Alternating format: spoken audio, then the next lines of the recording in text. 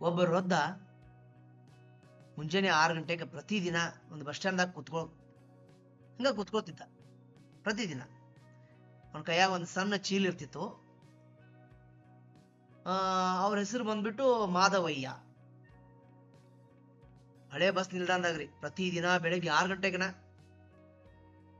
ಏನ ಮುಖದಾಗ ಒಂದು ಮೌನ, ಮುಖದಾಗ ಒಂದು ಮೌನ, ಕಣ್ಣಲ್ಲಿ ಮಾತ್ರ ಒಂದು ನಿರೀಕ್ಷೆ ಇರ್ತಿತ್ತು.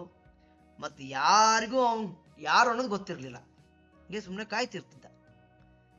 ಮಾಧವಯ್ಯ ಪ್ರತಿದಿನ ಅಲ್ಲೇ ಮಳೆ ಬಂದ್ರು ಬಿಸಿಲಾದ್ರು ಜನ ಕೇಳ್ತಾ ಇದ್ರು, ಯಾರಿಗೆ ಕಾಯ್ತಿದ್ರಾ? ಅವ್ನು ನಗ್ತಾ ಹೇಳ್ತಿದ್ದ, ನನ್ನ ಸಮಯಕ್ಕೆ. ಅವ್ರ ನಗು ಇನ್ನಷ್ಟು ದೊಡ್ಡದಾಗ್ಬಿಡ್ತಿತ್ತು. ಅವ್ರು ಕೇಳಿ ಏನಪ್ಪ ಅಂತ. ಮಾಧವಯ್ಯ ಒಮ್ಮೆ ದೊಡ್ಡ ಗಡಿಯಾರ ಕಾರ್ಖಾನೆ ಇಂಜಿನಿಯರ್. ಅವನ ಕೈಯಲ್ಲಿ 100 ಗಡಿಯಾರಗಳು ಹುಟ್ಟಿದ್ವು. ಒಂದು ತಪ್ಪು ಆರೋಪ, ಒಂದು ಸಹಿ, ಒಂದು ದಿನದಲ್ಲಿ ಕೆಲಸ ಹೋಗ್ತು. ಗೌರವದಿಂದ ಕಳೆದು ಹೋಯ್ತು. ಸ್ನೇಹಿತರು ದೂರವಾದರು. ಆದರೆ ಮಾಧವಯ್ಯ ಒಂದು ಮಾತು ಹೇಳ್ಕೊಂಡ, ನನ್ನ ಸಮಯ ಮತ್ತೆ ಬರುತ್ತದೆ. ವರ್ಷಗಳು ಹೋಗ್ಬಿಟ್ಟು, ತುಂಬಾ ವರ್ಷಗಳು, ಹೆಸರು ಮರೆಯಾಯಿತು, ಹೆಮ್ಮೆಯೂ ಮೌನವಾಯಿತು. ಬಸ್ ನಿಲ್ದಾಣ ಅವನ ಕಚೇರಿ ಆಗ್ಬಿಡ್ತು. ಅಲ್ಲಿ ಅವನು ಗಡಿಯಾರ ರಿಪೇರಿ ಮಾಡ್ತಾ ಇದ್ದ. ಯಾರೂ ಗಮನಿಸ್ಲಿಲ್ಲ. ಆದ್ರೆ ಅವನ ಸಮಯವನ್ನು ಮಾತ್ರ ಗೌರವಿಸೋಕತ್ತಿದ್ದ. ಒಂದು ದಿನ ಒಬ್ಬ ಯುವಕ್ ಬಂದು ಕೇಳ್ದ, ಅಂಕಲ್, ಈ ಹಳೆ ಗಡಿಯಾರ ಸರಿ ಆಗತ್ತಾ? ಮಾಧವಯ್ಯ ನಕ್ಕೋತ ಹೇಳ್ದ, ಕಣ್ಣಲ್ಲಿ ಹೊಳಪು ಅವನಿಗೆ ಬೇರೆ. ಅವನ ಕೈ ಗಡಿಯಾರವನ್ನ ಜೀವಂತ ಮಾಡ್ಬಿಟ್ಟ. ಆ ಯುವಕ ಆಶ್ಚರ್ಯದಿಂದ ಕೇಳ್ಬಿಟ್ಟ, ಏನು ಇಷ್ಟೊಂದು ನೀವು ರಿಪೇರಿ ಮಾಡಿಕೊಟ್ರಿ, ಹೆಂಗ್ ಕೊಟ್ರಿ? ಇಷ್ಟೊಂದು ಚೆನ್ನಾಗಿ ಹೇಗೆ? ಆ ಯುವಕ ಒಂದು ದೊಡ್ಡ ಕಂಪನಿಯ ಮಾಲೀಕ. ಹೊಸ ಮ್ಯೂಸಿಯಂ ಕಟ್ಟಾಕತ್ತಿದ್ದ. ಅವನಿಗೆ ಒಬ್ಬ ತಜ್ಞ ಬೇಕಿತ್ತು.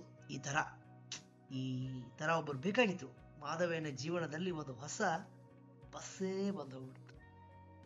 ನೋಡಿ, ಟೈಮ್ ಹೆಂಗಿರುತ್ತೆ. ಅದಕ್ಕೆ ಅದು ನನ್ನ ಸಮಯ ಬರಬೇಕು, ನನ್ನ ಸಮಯ ಬರುತ್ತೆ ಒಂದಿನ ಅಂತ ಅನ್ಕೋತಿದ್ದ. ಅದಕ್ಕೆ ನೋಡಿ, ಈ ಮನುಷ್ಯ ಕಂಪನಿ ಮಾಲಕ, ಇವಂಗೂ ಒಬ್ಬರು ಬೇಕಾಗಿದ್ರು. ಆದರೆ ಇಂದು ಮಾಧವಯ್ಯ ಏನಾಗಿದ್ದಾರೆ?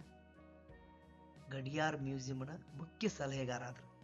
ಅದೇನು ಮ್ಯೂಸಿಯಂ ಮಾಡ್ತಿದ್ದ, ಗಡಿಯಾರ ಮ್ಯೂಸಿಯಂ, ಅದಕ್ಕೆ ಹೇಳ್ತಾರ. ಅದಕ್ಕೆ ಎಲ್ಲರೂ ಹೇಳ್ತಾರೆ ಏನಂದ್ರೆ, ಸಮಯ ಯಾರಿಗೂ ಅನ್ಯಾಯ ಮಾಡಲ್ಲ. ಸಮಯ ಯಾರಿಗೂ ಅನ್ಯಾಯ ಮಾಡಲ್ಲ. ನಾವು ಸಮಯಕ್ಕೆ ನಿಲ್ಲಬೇಕು. ಅದಕ್ಕೆ ಲಾಸ್ಟ್ ಒಂದು ಮಾತು ಹೇಳ್ತಾರೆ, ತಾಳಿದವನು ಬಾಳಿಯಾನು.